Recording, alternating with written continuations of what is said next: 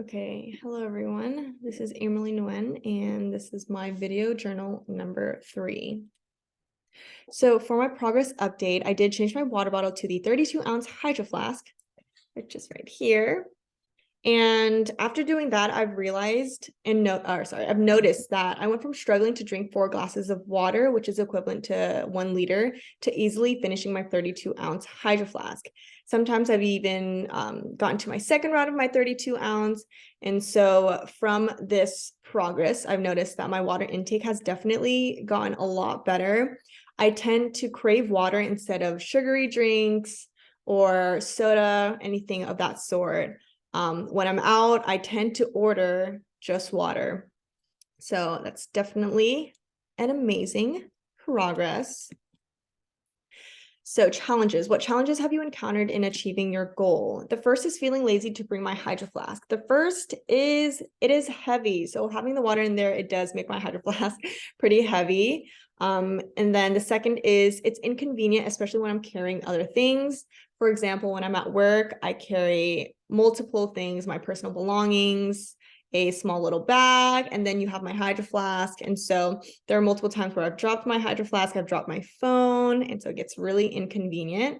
The second challenge is forgetting to bring my Hydro Flask. I sometimes do tend to forget my Hydro Flask. I leave it at home most of the time. Or if I'm at work, I forget that I even have my Hydro Flask with me. I just leave it in my locker and I don't drink water from there. And so I do want to quickly talk about the positivity and illness section in chapter 7, which there's a sentence that says, when people are feeling positive, they tend to invest time and effort to overcome obstacles in pursuit of their goals. And so I definitely related to this because I entered this challenge to incorporate this health habit with a positive mindset. And so doing that, I felt more motivated to figure out ways to incorporate ways to drink more water or just really challenge myself. And so how did I address those challenges? The first is buying water. So when I'm out, when I'm eating with my friends, family, walking around the mall, I make sure to buy myself water, especially if I forget my Hydro Flask or I don't have it with me. If I'm, for example, at Starbucks, I still order my matcha latte, but I make sure to order a side of water so that I can still get in my water throughout the day. The second is staying hydrated at work. If again I forget my Hydro Flask, we have a water machine there. So during my two 10-minute breaks, I make sure to get in a few sips of water. And during my lunch, I'll go ahead and go buy a water bottle or something like that and get in my water through that. And so how do you plan to meet your goal?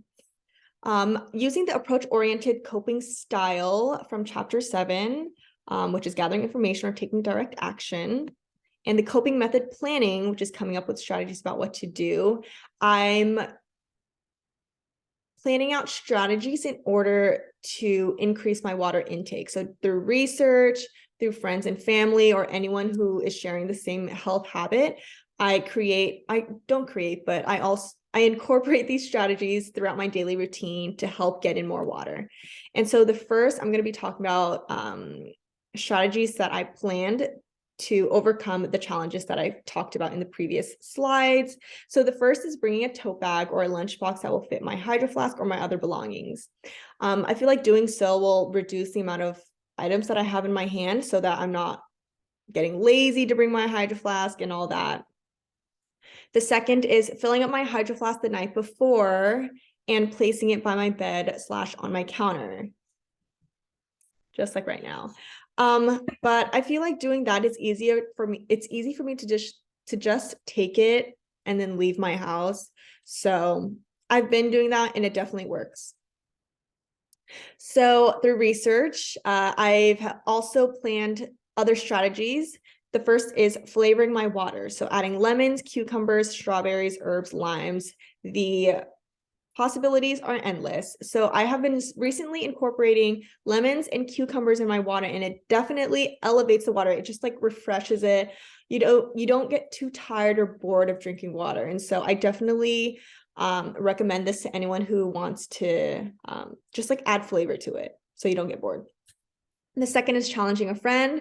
So challenging a friend who shares the same health habit, I feel like it makes it a lot more fun. So right now I am challenging my sister. We're both trying to increase our water intake. And so we're trying to see who finishes their goal first or who lasts the longest. And it just like makes the whole thing more fun rather than just kind of dreading your goal, if that makes sense. The third is setting reminders. So I set reminders to take a few sips of water every 30 minutes. I feel like doing so allows me to not forget literally because the alarm is going off.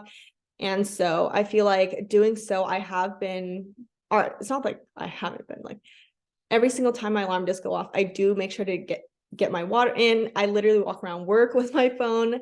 And so sometimes the alarm will go off and everyone will be confused, but it definitely works. So anyone who is looking for a strategy to get in more water, set your reminders. It literally does not allow you to not forget. So what supports do you need? The first and most important is myself. I feel like making sure I'm positive and believing in myself. I could do it. Because again, it's the challenge versus me. The second, I put friends and family, but I also mean anyone else who shares the same goal. As I said earlier,